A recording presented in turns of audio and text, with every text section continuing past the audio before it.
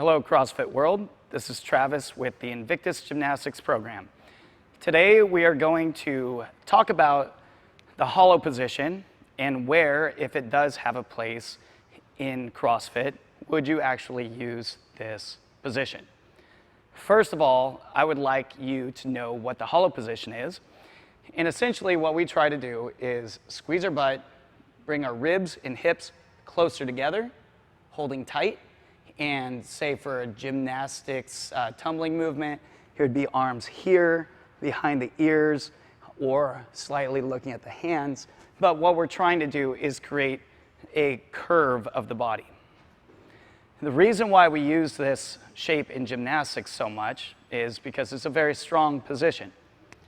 So if you took an archway, say like a Roman archway, the whole reason why they're built the way that they are is because they can take downward pressure, the weight of the structure above it, and kind of defer that toward where it connects on the ground, allowing this space to be open and not cave in. So a hollow position is really similar to these archways. And the idea is that the downward pressure here gets diverted downward to the floor, and the same thing works for an athlete in gymnastics. So we're just gonna go like this and remove this. I'm gonna take away my line that I drew here, and we're gonna just put a head and a body to make this look like an athlete.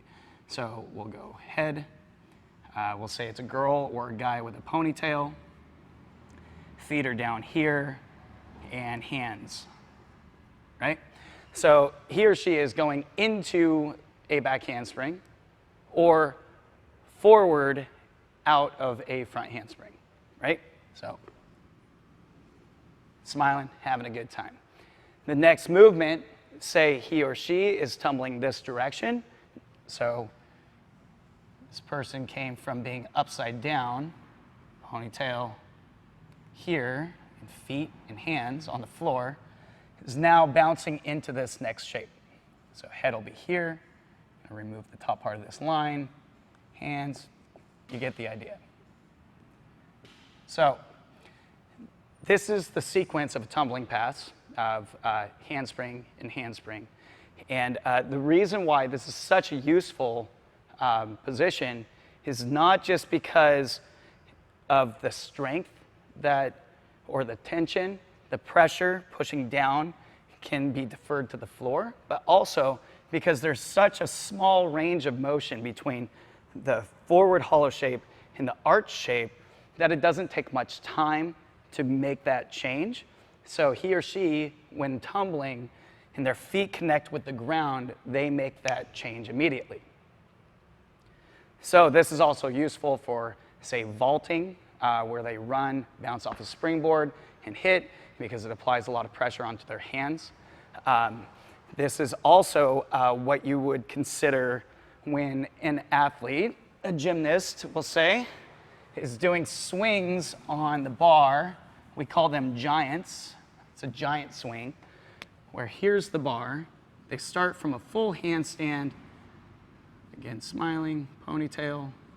So they start from a full handstand. As they swing down, they allow their body to slightly go into a hollow position. And then as they come across the bottom here, they have now created a lot of upper body speed and momentum. The feet are now going really fast. And then from this position at the bottom, the athlete will go into an arch shape,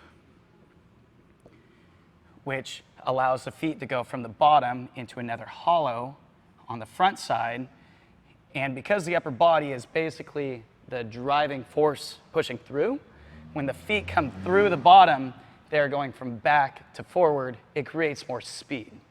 So the athlete goes up and continues the hollow shape, and then as he or she gets closer to the top, they start, I made that foot backward, they start the movement over.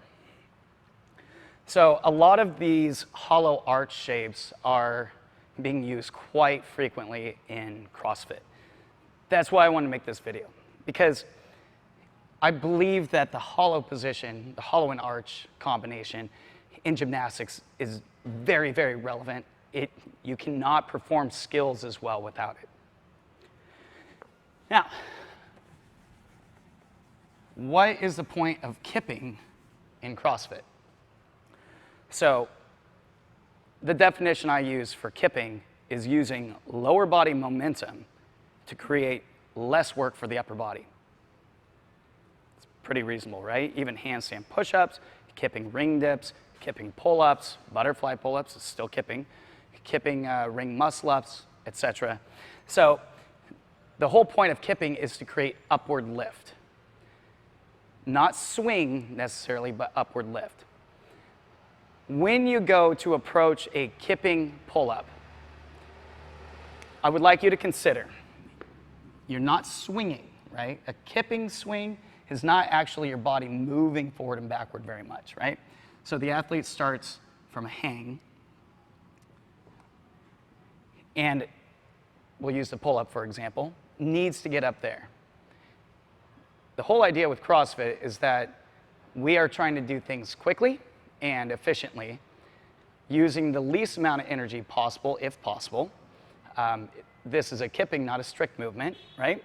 So the athlete needs to try to drive up with as little effort as possible, and then come down, and then go back up and come down and repeat and repeat. So it's going to go through a lot of phases of repetition. What is the best way to fight gravity? Well, the whole thing is that gravity pulls straight down, right?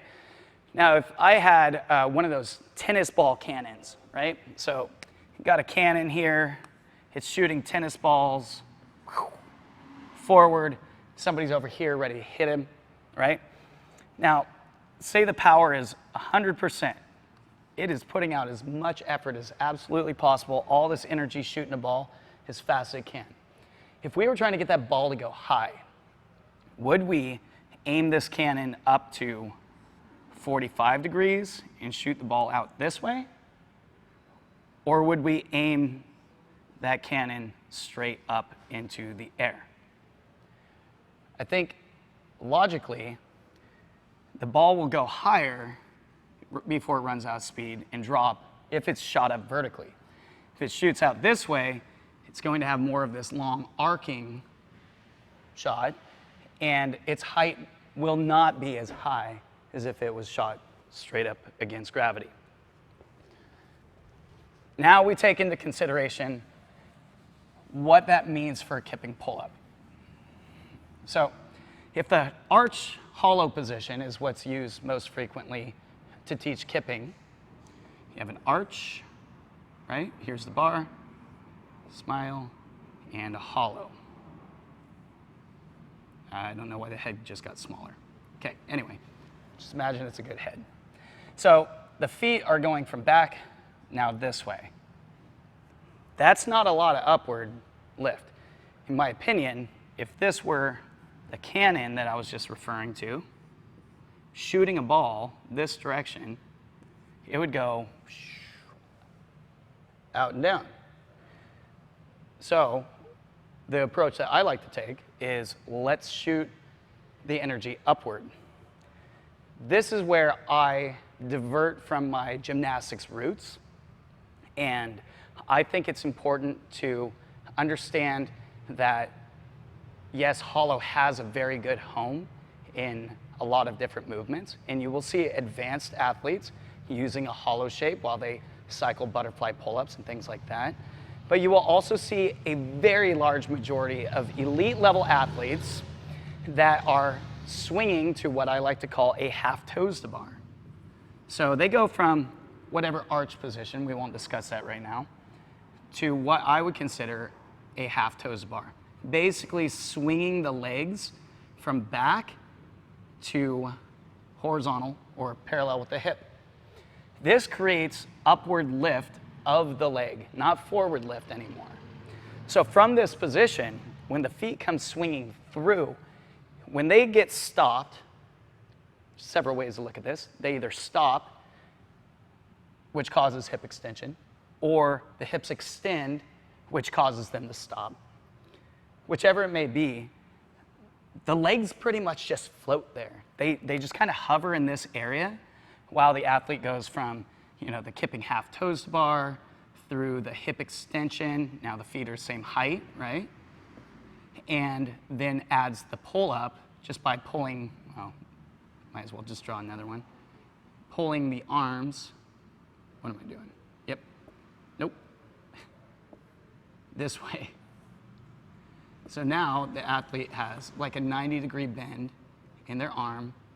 We'll say their chin is higher than the bar.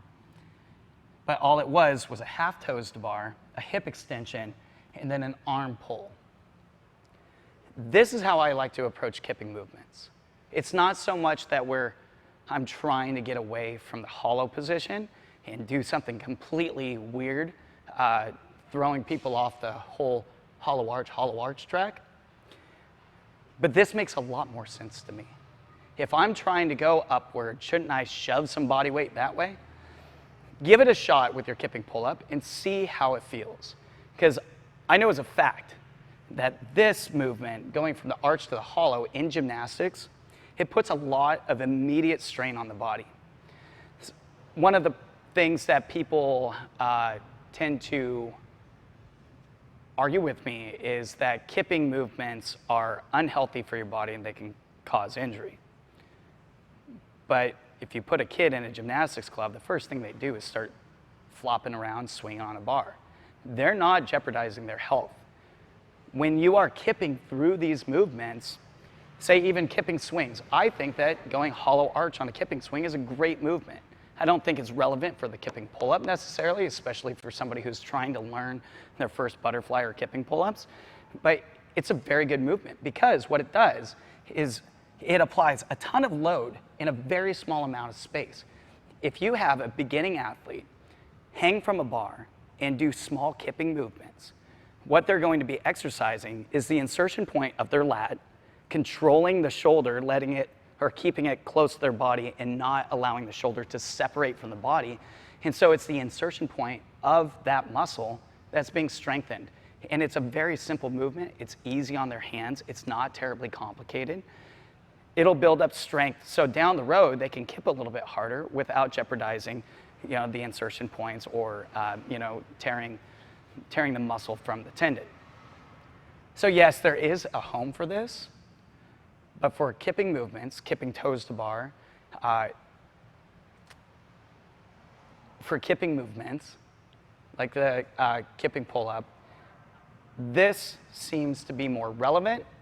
And as far as physics are concerned, I think it makes a lot more sense. There is one place in CrossFit movements that I like people to find the hollow shape, and that's during a ring swing. Rings are slightly different as opposed to, say, the bar, but the ring swing in itself is a great exercise for building up strength in the lats, strength in the biceps insertion. Also, it's repetitive ring swinging is really good for learning how your body moves on the rings. If you don't know how to ring swing, then you probably shouldn't try muscling up, right? Or kipping, you constrict. So the ring swing would actually look like this. It's the strap, it's the ring, and your body should be stretched out, head here, smiling, and feet staying low. That's a hollow shape. The opposite would happen. So if the rings were forward, the athlete would be swinging this way, head looking more toward the floor. And so we have the hollow and arch there. It's just the natural way that your body's going to move during ring swings. So take food for thought for the kipping pull-up, that when it comes to the hollow shape, and I honestly cannot think of another movement in CrossFit where the hollow shape is necessary other than here. So I want you to give it some thought. Try it out with your athletes if you're a coach, the kipping half toes to bar, that is. Remember that doing the hollow arch drill on the bar is great for strengthening the lat insertion, but by no means would I put an athlete, especially a beginner athlete, in a position where they think that they are supposed to hollow arch and then get their chin up over the bar. The feet are too low, and when they go to pull, they end up having to drag the rest of their body up. Thank you for watching, and I hope you understand why there's a difference between the hollow in gymnastics and why I consider a lack of hollow for the most part in CrossFit.